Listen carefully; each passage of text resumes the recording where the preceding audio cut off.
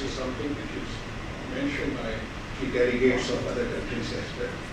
Kashmir dispute from the UN Security Council agenda, but we were able to counter Indian moves. Similarly, they also tried to wind up the UNMOGIP, the United Nations Military Observer Group for India and Pakistan, which again we were able to counter it. We have had many success stories on the foreign policy domain. And if you look at the entire history, even while we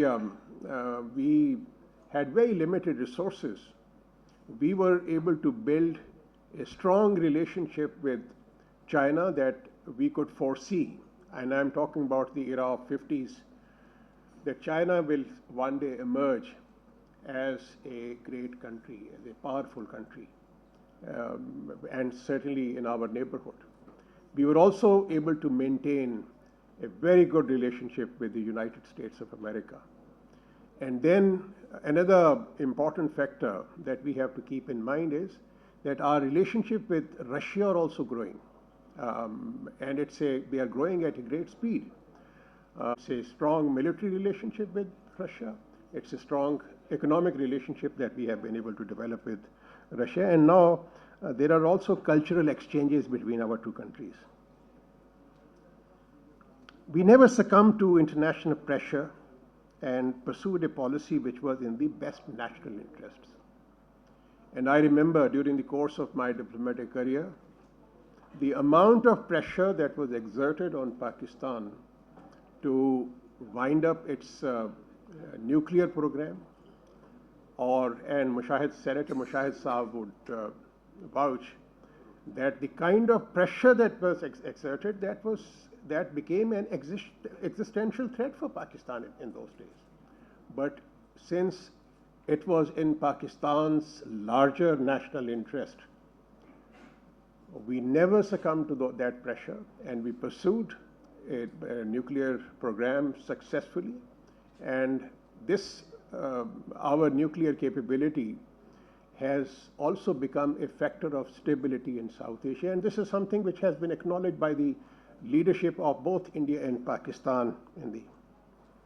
We were able to forge good relations, as I mentioned, with US, China, the EU, GCC, African countries, and the Islamic partners. Another point that we need to note is that most countries will not switch, but will develop multiple partnerships in the new scenario that is being developed in this volatile or in this world of turmoil. Pakistan, accordingly, will not, and this is a policy decision which enjoys the support of all political parties in Pakistan and also our people, civil society, that Pakistan will not become part of any power bloc. And we will continue its partnership with all countries. Ladies and gentlemen, to understand Pakistan's foreign policy approach against the backdrop of present-day realities, it is imperative to articulate Pakistan's strategic outlook. We need to understand, and this is an important point, ladies and gentlemen. I was, a couple of weeks ago, I was invited by Beacon House National University, and there was one question that I was asked by one of the students as to what is the most foreign policy challenge that Pakistan has faced in recent years. And my response was that troubled domestic front, economic stress and dependence, political instability in Pakistan is the most significant foreign policy challenge that I had faced as the foreign minister recently. It constrains your ability to pursue options according to your own interests. If you are economically dependent or if there is a political turmoil within a country, because you need to have a national consensus in support of your foreign policy options. And then threat to our own region is accentuated by the nuclearization of the Indian Ocean as well. Violations of human rights of the Kashmiri people and continued attempts at changing the demographic structure of the occupied territory. And one more thing, I just mentioned about the formation of these alliances. As part of the Indo-Pacific strategy, India has been given the role of a net security provider for the Asian region. Now, from Pakistan's point of view, it's a dangerous proposition, which tantamounts to tacit acquiescence of hegemonic ambitions of one state. It bestows a sense of entitlement to one country to go beyond its genuine military or national security requirements. But then this is something which is not only a matter of concern, and I can assure you that this is also a matter of great concern, singling out India as the net security provider for all the South Asian countries, and also many countries in Asia as well. Ladies and gentlemen, enmity does not require permission, but friendship is by mutual consent. For any dispute resolution, there are a couple of factors which are of paramount importance. And I would list statesmanship and courage to take bold decisions by the leadership as the most important factor that would contribute to peace and stability in a region. And this is something which is more applicable in the context of India-Pakistan relationship. 5 elements: statesmanship, courage of the leadership. Number 2, support of all the stakeholders, including the opposition political parties, very, very important, because third is the media. Media plays a very important role in promoting peace between countries. Fourth is the core constituencies. Core constituencies are people like us sitting here who also play a very, very important role. Whether we are civil servants, members of the armed forces, and let me tell you, having served for 40 years in the Foreign Service of Pakistan, I can tell you that we also have the civil servants, bureaucrats, members of the security agencies, intelligence agencies. They also have tremendous ability to sabotage the vision of the leadership, whether in Pakistan or whether in India. So their support to any peace process is also of critical importance. And lastly, the support by the international community, because these are, and incidentally, these were the factors which contributed to peace between India and Pakistan from 2003 to 2008. I remember that Prime Minister Vajpayee, at the height of tension between Pakistan and India, went to the Indian occupied Kashmir in Srinagar. He made a very, very important statement.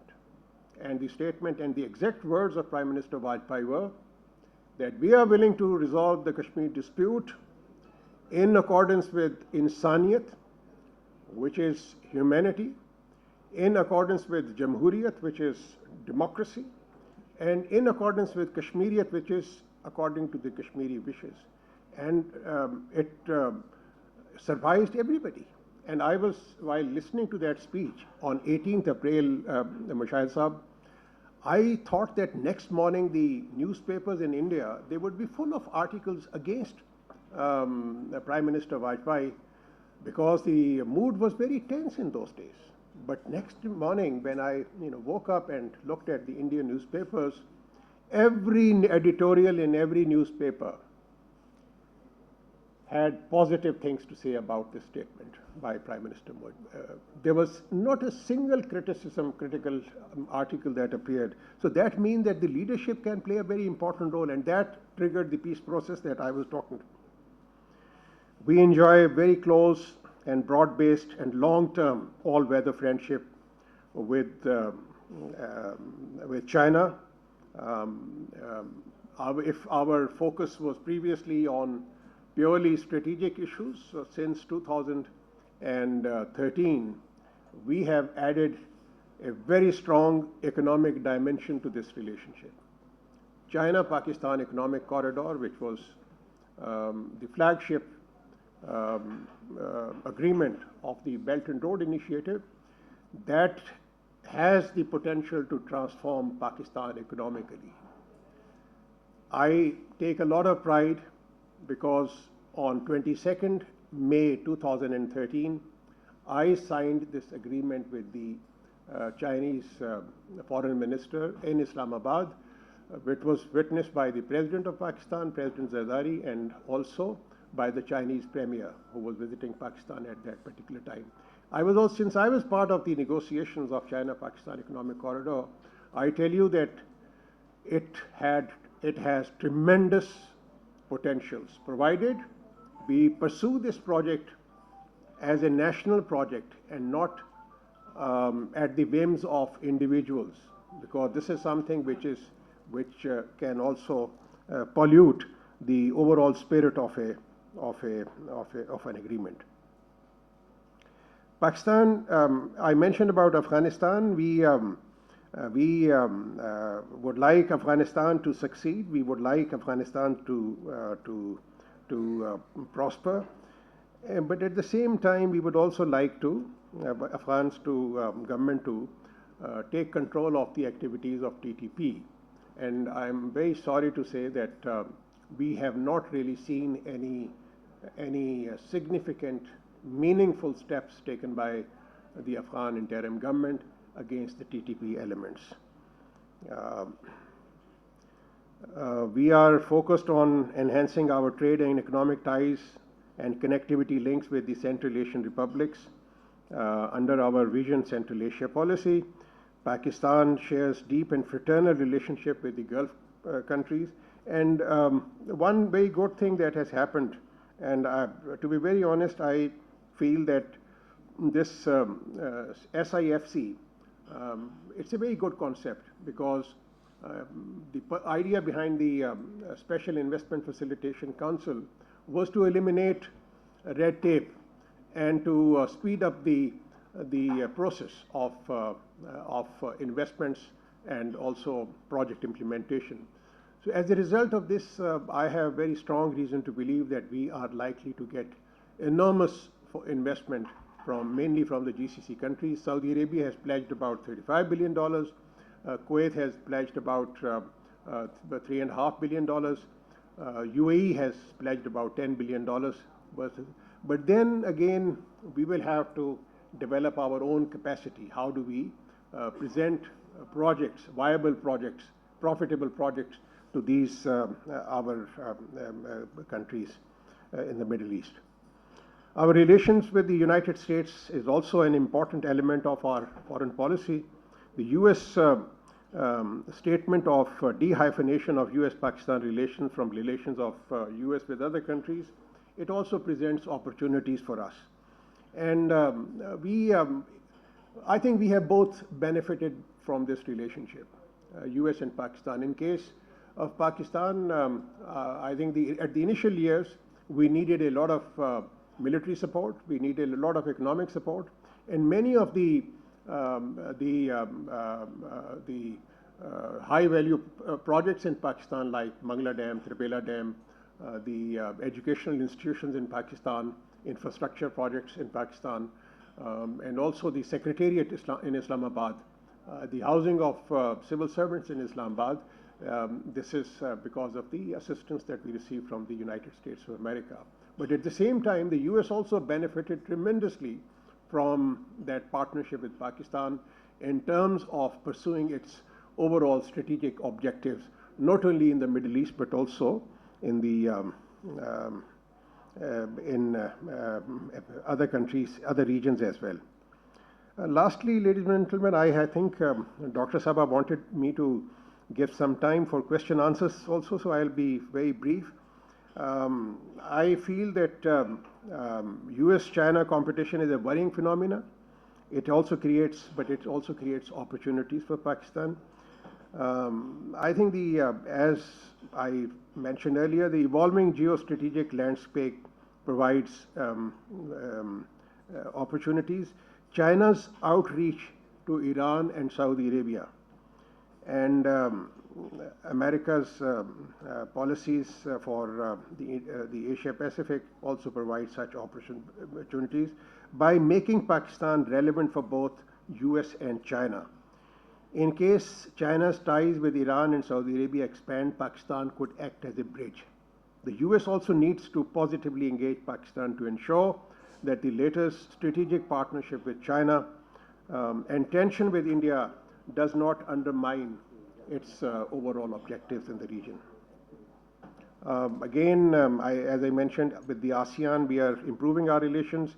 Africa and Latin America are also important and vibrant regions. Incidentally, a number of good initiatives have been taken in respect of Africa. Africa is an emerging economic bloc. Senator Mushahid Sahab recently established an Africa Center in the Institute of Strategic Studies, Islamabad, which is again exactly directed towards improving our relationship with the African continent, improving our trade ties with we have held a number of trade conferences with the African countries in the recent years.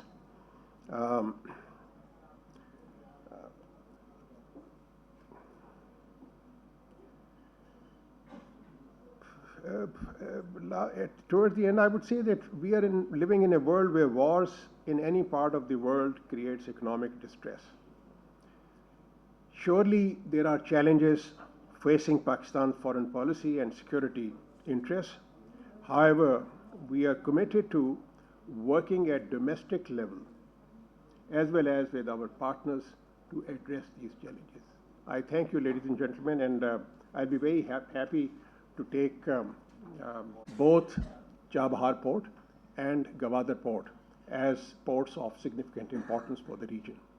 Secondly, the advantages that Gwadar has are not matched by the Chabahar Port. It is the only deep sea port that we have in this part of the world. And secondly, the distance-wise, Gwadar provides much better, much more easier access to not only the Central Asian republics, but many countries in this region. So accordingly, it will not be affected. Again, I would say that the way things are developing, we have to improve our capacity, because capacity is a very, very serious issue as far as we are concerned. We have convergence of views on every issue of interest, whether it is of issue of interest to China or whether it is an issue of interest to Pakistan. We support the Chinese position on South China Sea. We support Chinese position on Hong Kong. We support Chinese position on Tibet.